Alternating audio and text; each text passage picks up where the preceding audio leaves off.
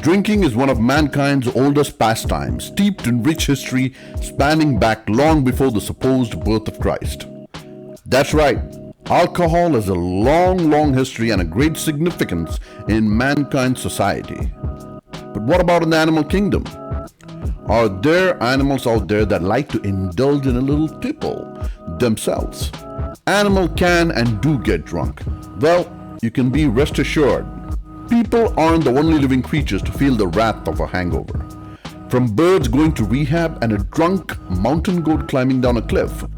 Here is a list of some animals that get drunk in the wild and how they do it. Most manage to find their narcotics naturally in the wild, although some have unfortunately found human substances to be more effective at getting them high. When ripe or overripe fruits rot or ferment, their natural sugars convert to alcohol.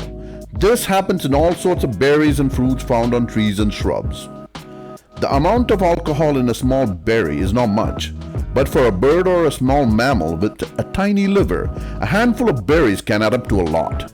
And a handful for a hungry bird or a small mammal is more than enough.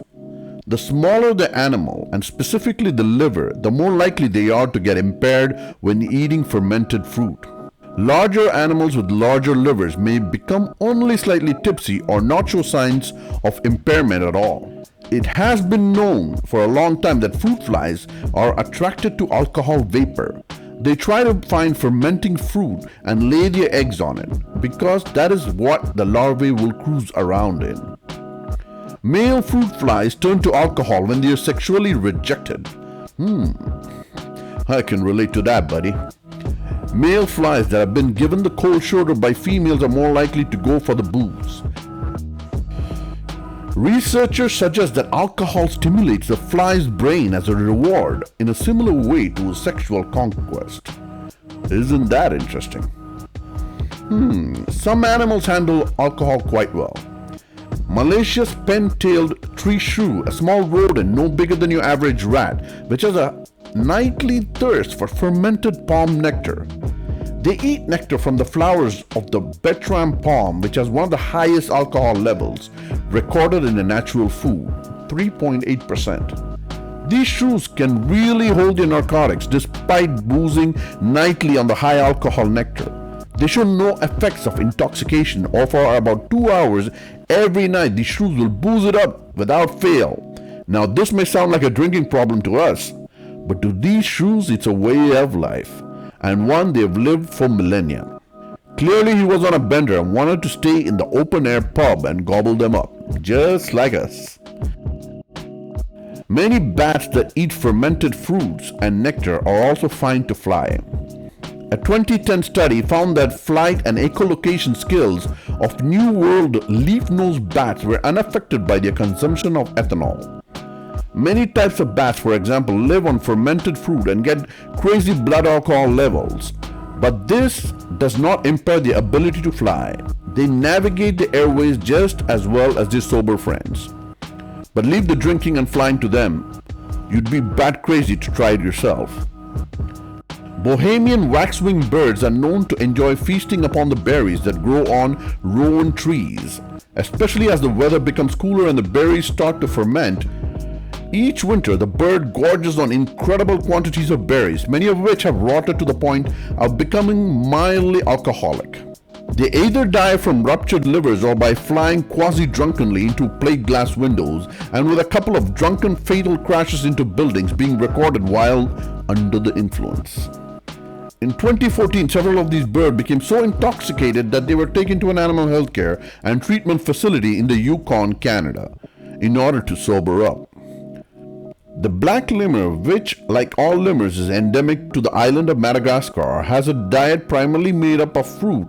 However, the lemur will capture one of the large red millipedes also found on the island, but not to eat. Instead, the black lemur will bite the millipede gently.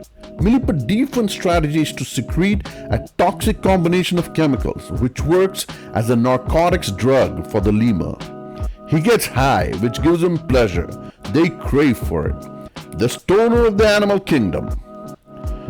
Chew on that the next time you go to Madagascar. Dolphins are thought as one of the most intelligent species in the animal kingdom. And experts believe that they have put their ingenuity to use in the pursuit of getting high.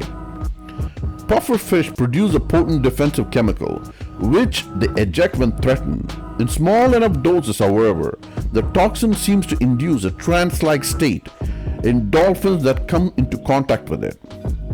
At one point, the dolphins are seen floating just underneath the water's surface, apparently mesmerized by their own reflections.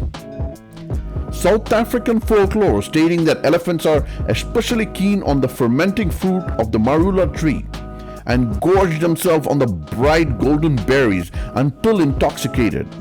But according to researchers, elephant size is too big to get high on those small berries. There are some instances where herds of elephants got drunk on alcohol, most probably by accident. For example, a group of 14 elephants wandered into a village in southwest China in search of food. They instead stumbled upon 30 liters of corn wine and proceeded to consume every drop.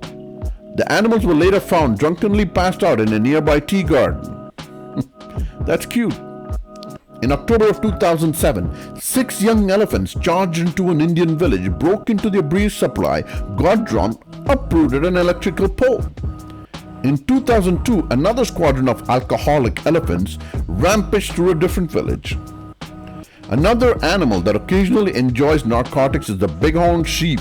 The narcotic in question is a fungus, which grows on the exposed surfaces of mountain rocks and has a reputation of growing where no other plants do.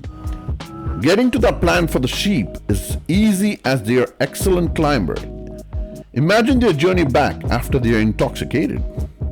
The drug habit can become so compulsory that they end up grinding their teeth all the way down to the gums in an attempt to extract every last bit of the plant.